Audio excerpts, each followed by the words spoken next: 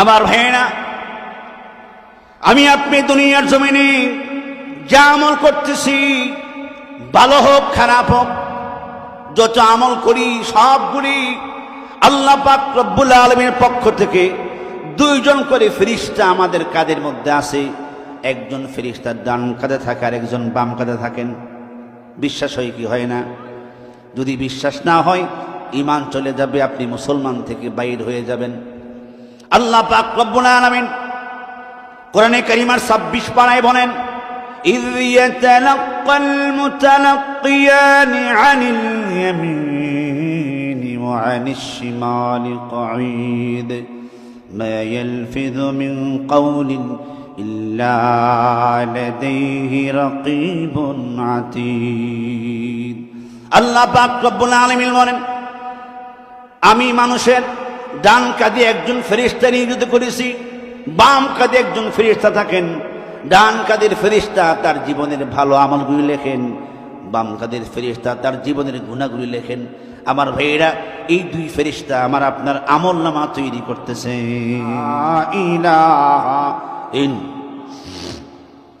লা ইলাহা ইল্লাল্লাহ, লা ইলাহা तेरे सवा महबूद हकीकी कोई नहीं ऐ मेरी इलाहा, ला इलाहा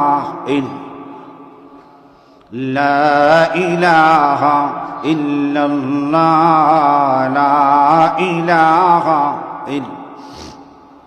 এই কালিমা পড়লে পরে, এই কালিমা পড়লে পরে মাফ হয়ে যায় সব গুনাহ। লা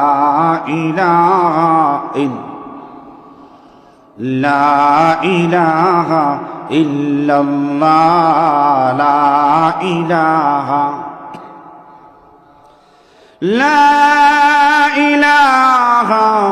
ইল্লাল্লাহ মুহাম্মাদুর রাসূলুল্লাহ সাল্লাল্লাহু আলাইহি ওয়াসাল্লাম।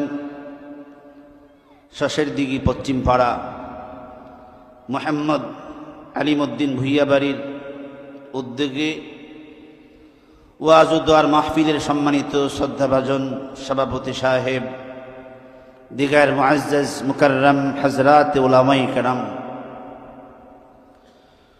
দূর দূরান্ত থেকে আগত দিন দরদি মুসলমান ভাইয়েরা, পর্দার আড়াল অত্যন্ত ভদ্রতা আমার মা ও বোনেরা,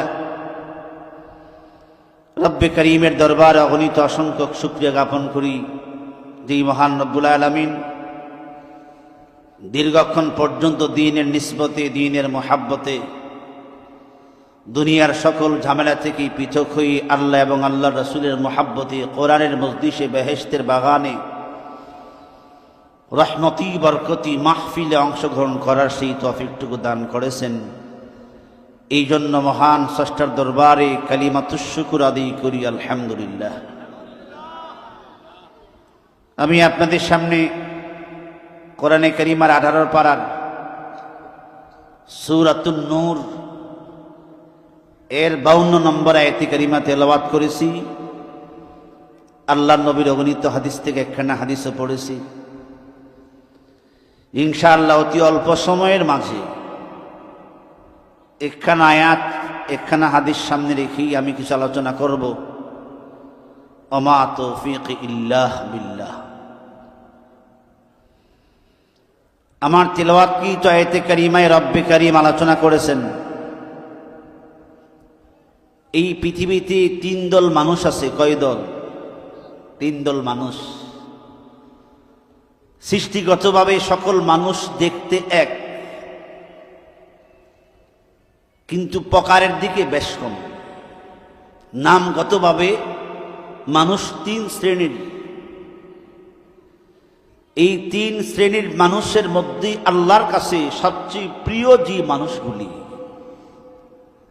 আল্লাহর পক্ষ থেকে এদের একটা নাম আল্লাহ পাক রব্বুল আলামিন রাখছেন। এই পৃথিবীর 3 প্রকারের মানুষের মধ্যে সবচেয়ে আল্লাহর কাছে যারা প্রিয়, আল্লাহর মোহাব্বতের, আল্লাহ যাদেরকে ভালোবাসেন, এদের নাম রব্বে করিম দিয়েছেন মোমেন। বলেন সুবহানাল্লাহ। ওই মানুষগুলির নাম কি? মোমেন। মোমেন মুসলমান যারা, পৃথিবীর সকল মানুষের চাইতে আল্লাহর কাছে তারা হলেন দামি। বলেন সুবহানাল্লাহ। তিন দল মানুষের তিনটা সূরা আল্লাহ কোরআনে নাজিল করছেন। মানুষ কয় দল? তিন দল। প্রত্যেক দলের নামে একটা করে সূরা আল্লাহ কোরআনে নাজিল করছেন। আমার ভাইয়েরা,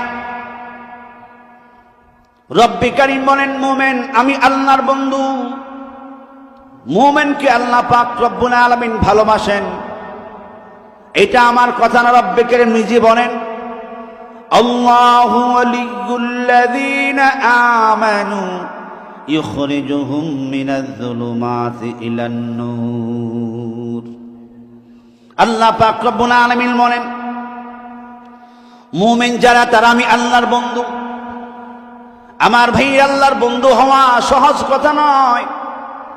রব্বে কারীম বলেন পৃথিবীর সকল মানুষের মধ্যে আমি আল্লাহর বন্ধু হলো যারা মুমিন। মুমিন মানে কি? মুমিন অর্থ হলো বিশ্বাসী, যারা আল্লাহকে বিশ্বাস করে, নবীকে বিশ্বাস করে, পরকালকে বিশ্বাস করে, জান্নাত জাহান্নামকে বিশ্বাস করেন, তাকদীরকে বিশ্বাস করে, এরাই হলো মুমিন। আর এই মুমিন হলো আল্লাহর বন্ধু। আল্লাহ পাক রব্বুল আলামিন বলেন আমি মুমিনকে কি করি জানো?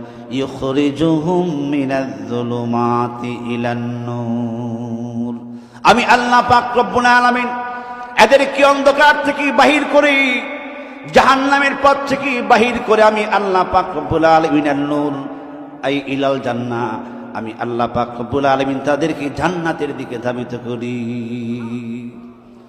আল্লাহু ইয়াদউ ইলা দারিস সালাম। আমার ভাই রব্বে কারীম বলেন আমি দুনিয়ার মানুষগুলিকে আহ্বান করি শান্তির ঘরের দিকে। আমার ভাইরা, শান্তির ঘর হলো আল্লাহর জান্নাত। আল্লাহর জান্নাতের মতন শান্তি এমন আর কোন ঘর পৃথিবীতে আল্লাহ সৃষ্টি করেন নাই। রব্বে কারীম বলেন একটা মানুষ পরিপূর্ণ সুখ শান্তি পাবে একমাত্র আল্লাহ পাক রব্বুল আলামিনের জান্নাতে যাইতে পারলে। যদি আমি আপনি জান্নাতে যেতে চাই, আমার তেলাওয়াত কি জায়েদে কারিমায় রব্বে কারীম আলোচনা করেছেন যাদের মধ্যে চারটা গুণ পাওয়া যাবে, আল্লাহ পাক রব্বুল আলামিন তাদেরকে জান্নাতি বানিয়ে দিবেন। কয় গুণ? চার গুণ বিশিষ্ট যে মুমিন হবে ওই মুমিনকে রব্বে কারীম জান্নাতে প্রবেশ করাবেন। জান্নাতে প্রবেশ করার আগে মুমিনের আমলগুলিকে মিজানের পাল্লাই দিয়ে আল্লাহ ওজন দিবেন। আমার ভাইয়েরা, আমি আপনি দুনিয়ার জমিনে যা আমল করতেছি, ভালো হোক খারাপ হোক, যত আমল করি সবগুলি আল্লাহ পাক রব্বুল আলামিনের পক্ষ থেকে দুইজন করে ফেরেশতা আমাদের কাঁধের মধ্যে আছে। একজন ফেরেশতা ডান কাঁধে থাকে আর একজন বাম কাঁধে থাকেন। বিশ্বাস হয় কি হয় না? যদি বিশ্বাস না হয় ঈমান চলে যাবে, আপনি মুসলমান থেকে বাইর হয়ে যাবেন। আল্লাহ পাক রব্বুল আলামিন কোরআনে কারিমার 26 পারায় বলেন ইয ইয়াতালাক্কাল মুতালাক্কিয়ানি আনিল ইয়ামিনি ওয়া আনিশ শিমালি কঈদ মা ইয়ালফিযু মিন কাওলিন ইল্লা লাদাইহি রাকীবুন আতীদ। আল্লাহ পাক রব্বুল আলামিন বলেন আমি মানুষের ডান কাঁধে একজন ফেরেশতা নিয়োজিত করেছি, বাম কাঁধে একজন ফেরেশতা থাকেন। ডান কাঁধের ফেরেশতা তার জীবনের ভালো আমলগুলি লেখেন, বাম কাঁধের ফেরেশতা তার জীবনের গুনাহগুলি লেখেন। আমার ভাইয়েরা, এই দুই ফেরেশতা আমার আপনার আমলনামা তৈরি করতেছেন। যদি আপনি বিশ্বাস না করেন, ঈমান থাকবে না। কাফের হওয়ার জন্য কোরআনের সমস্ত আয়াতকে অস্বীকার করতে হয় না। যদি কোনো মুসলমান মুমিন কোরআনের একটি আয়াতকে অস্বীকার করে সঙ্গে সঙ্গে কাফের হয়ে যাবে। রব্বে কারীম বলেন যারা তোমাদের আমলনামা লেখে তাদেরকে কি বলে জানো? কিরামান কাতিবিনা ইয়ালামুনা মা তাফআলুন। এরা হলো কিরামান কাতিবিন, সম্মানী লেখক। আমার ভাইরা, মৃত্যুর আগ পর্যন্ত লিখতেই থাকবেন, লিখতেই থাকবেন। এমনটা না আমি একটা গুনাহ করেছি এটা তারা বাড়ায় লিখবেন, এমনটা নয়। আমি একটা নেক কাজ করলাম, ফেরেশতারা ভুল লেখে নাই, কখনো ফেরেশতারা ভুল করবেন না। আপনি যা করবেন তাই তারা লিখতে থাকবে। এই জন্য আমার ভাইরা, ফেরেশতার চোখে ফাঁকি দেওয়া যাবে না। দুইটা কথা সবসময় মনে রাখবেন, দুনিয়াতে আমি যা করি না করি সবগুলি আমার রব দেখেন। কে দেখেন? আমার রব আল্লাহ দেখতেছেন, আর ফেরেশতারা লিখতেছেন। দুইটা কথা মনে রাখবেন।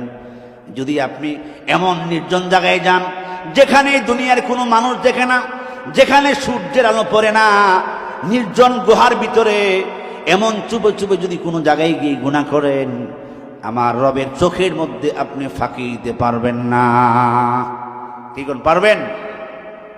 আল্লাহর পয়গম্বর ইউসুফ আলাইহিস সালামের ঘটনা আপনারা সবাই জানেন। আল্লাহর পয়গম্বর ইউসুফ আলাইহিস সালাম কি জুলাইখা যখন দাওয়াত দিলেন, আহ্বান করলেন, ইউসুফ চলো আমার খাস কামরায় তোমার যেতে হবে, আমার একটি কাজ আছে। আল্লাহর পয়গম্বর জুলাইখার সাথে রওনা হয়ে গেলেন।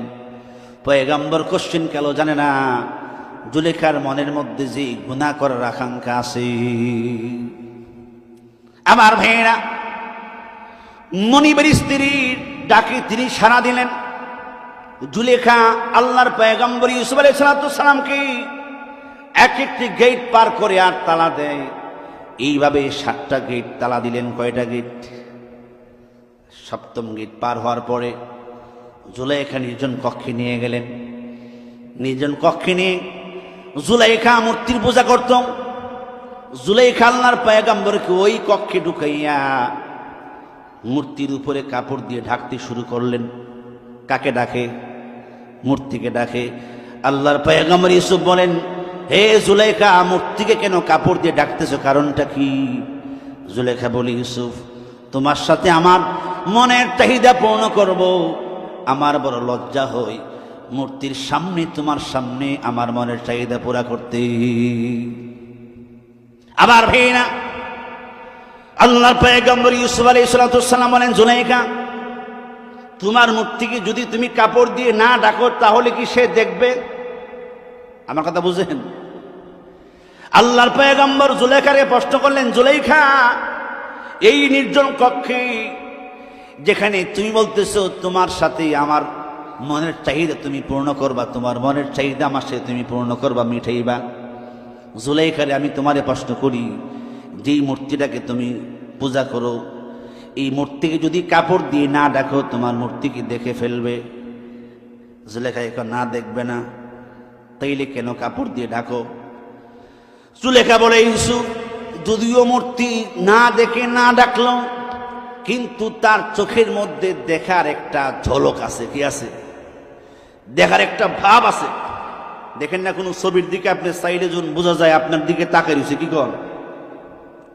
আপনারা ছবি দেখেন না কোনোদিন? যদি কারো ঘরে কোনো ছবি থাকে দেখবেন, ছবি আপনি যদি হাঁটেন আপনি দেখতেছেন ছবি যেন আপনার দিকে তাকাই রয়েছে। জুলেখা বলে, ইউসুফ, যদিও মূর্তি এটা দেখে না, কিন্তু তার চোখের মধ্যে দেখার কি আছে? ভাব আছে, ভঙ্গি আছে। এই ভাব ভঙ্গিমার কারণে আমার কাছে লজ্জা লাগে। তাকে না দেখি আমি তোমার সাথে এমন কর্মে লিপ্ত হব, এটা আমার কাছে লজ্জা বোধ হয়। চোখের মধ্যে দেখার কি আছে? ভাব আছে। আবার ভাইয়া, আল্লাহর পয়গম্বর ইউসুফ আলাইহিস সালাম বলেন, জুলেখা, যেই মূর্তি চোখে দেখে না,